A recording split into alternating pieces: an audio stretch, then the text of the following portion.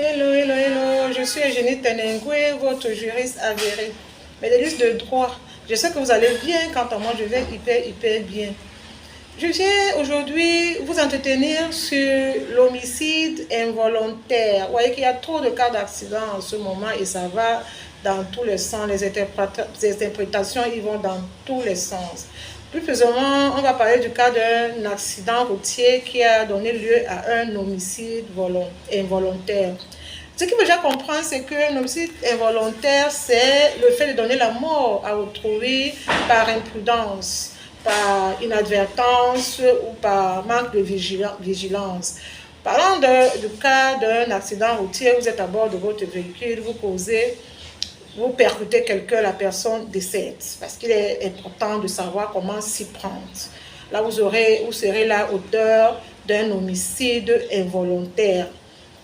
Alors, l'homicide involontaire ici, ce qu'il faut également comprendre, c'est que c'est un délit pénal, parce que bien évidemment, la responsabilité pénale de l'auteur de l'homicide involontaire est engagée. Alors, pour vous le rappeler, les trois éléments qui constituent l'infraction pénale sont notamment l'élément matériel. Ici, l'élément matériel, c'est le procès verbal qui sera dressé, qui atteste qu'il y a eu accident, et le décès, le certificat de genre de mort qui atteste qu'il y a eu accident, il sera constitué. L'élément légal, qui est la loi qui sanctionne, qui réprimande l'homicide involontaire, sera également constitué.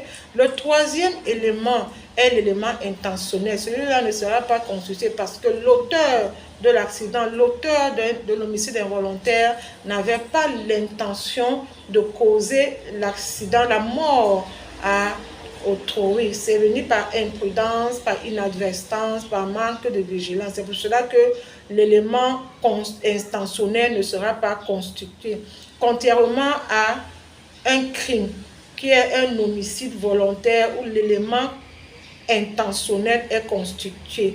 Là, il s'agira effectivement d'un crime.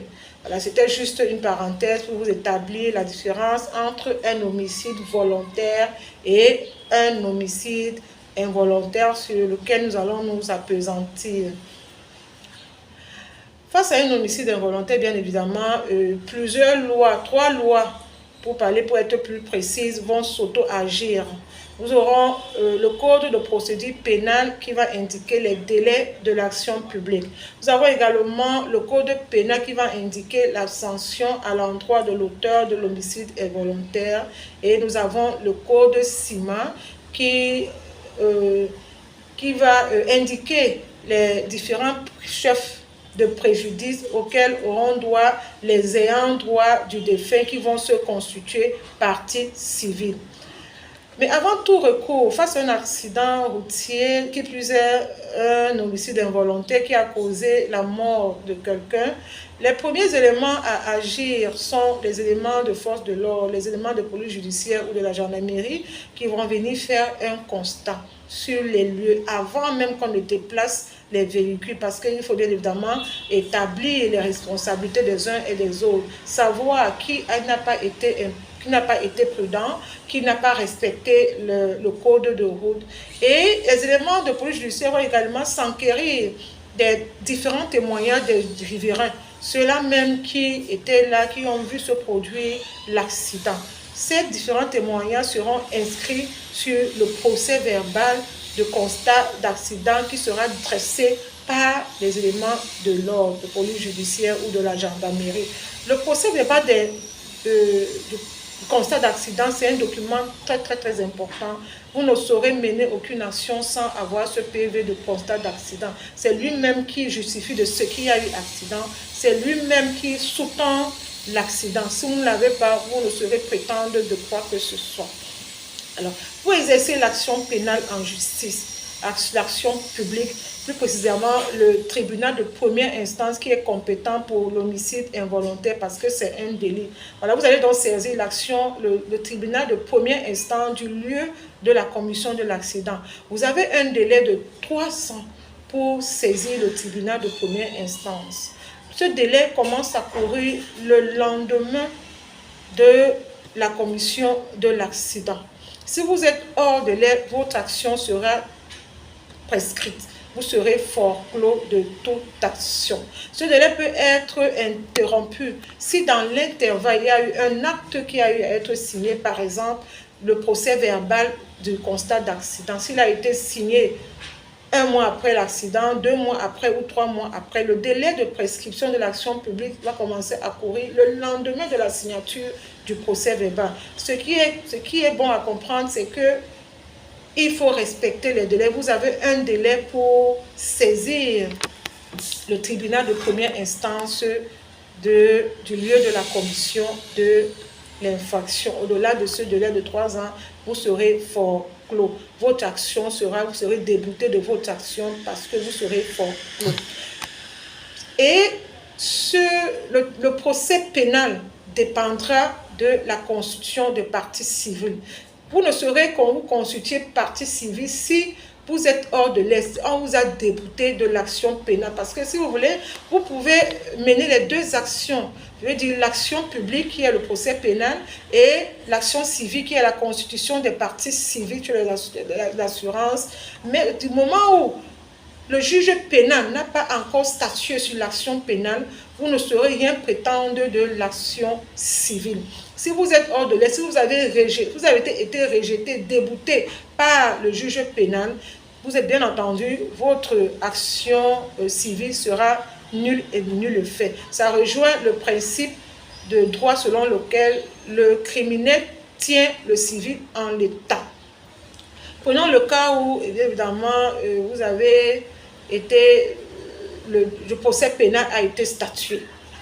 Vous aurez les chefs de préjudice dont vous pourriez vous prétendre au niveau de l'assuré qui sont le préjudice économique et le préjudice moral. Ces préjudices seront bénéficiés, enfin, les ayants droit du défunt, à savoir les ascendants directs, les descendants directs qui sont les enfants ou alors les collatéraux qui sont les frères et sœurs vont bénéficier de ces préjudices mais à des degrés différents.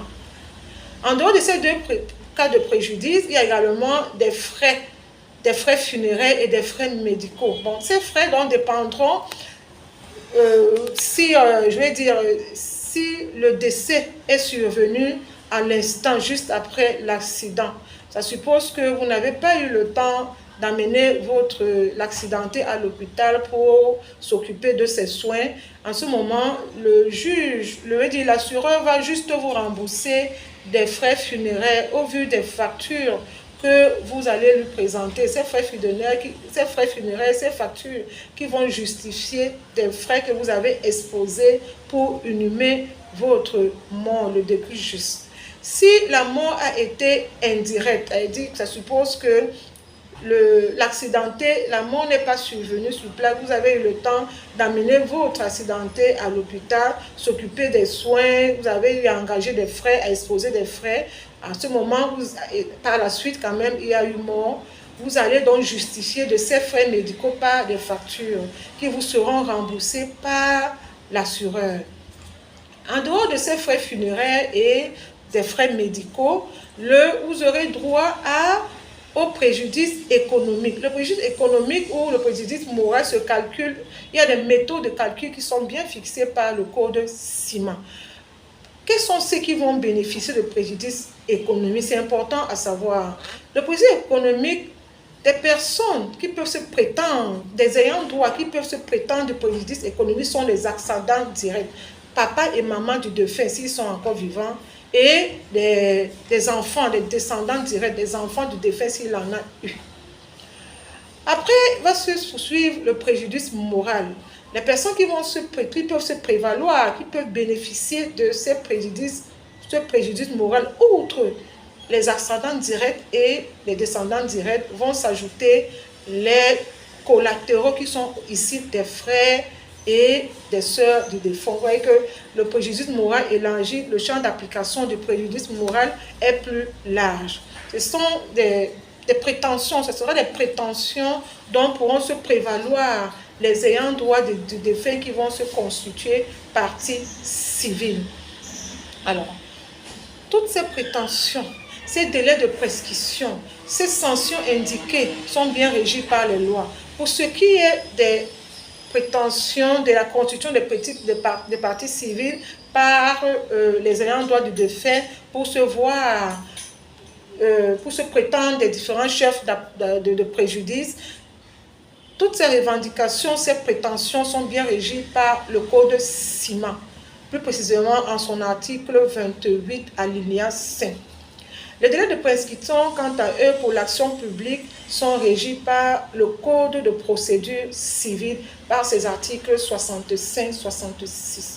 Les sanctions indiquées sont régies par le Code pénal à ses articles 289 et 228. C'était tout. Ces articles indiquent bien évidemment que, en ce qui concerne la constitution des parties civiles pour l'action civile, cet article du Code civil 28 indique qu'il faut également respecter les délais de prescription. Ici, le délai est de 6 mois pour saisir l'assureur, pour se voir déclencher la garantie d'assurance. Le délai est de 6 mois.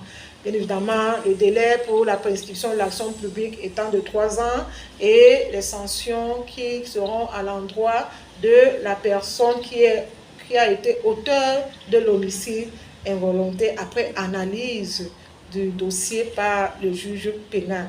C'était tout pour ce thème. C'était important parce que constat est fait, beaucoup de personnes ignorent comment s'y prendre face à un cas pareil. Donc, prochainement, quand vous avez en face de vous un frère, une soeur, quelqu'un de vous qui est mort suite à un accident, vous aurez au moins les bribes des recours que vous pourrez mener, des prétentions dont vous pouvez vous valoir. Voilà, donc c'était tout. J'espère vous y avoir apporté la quintessence. Je vous reviens très prochainement pour un autre thème. D'ici là, portez-vous bien, soyez bénis par la grâce de Dieu. Au revoir.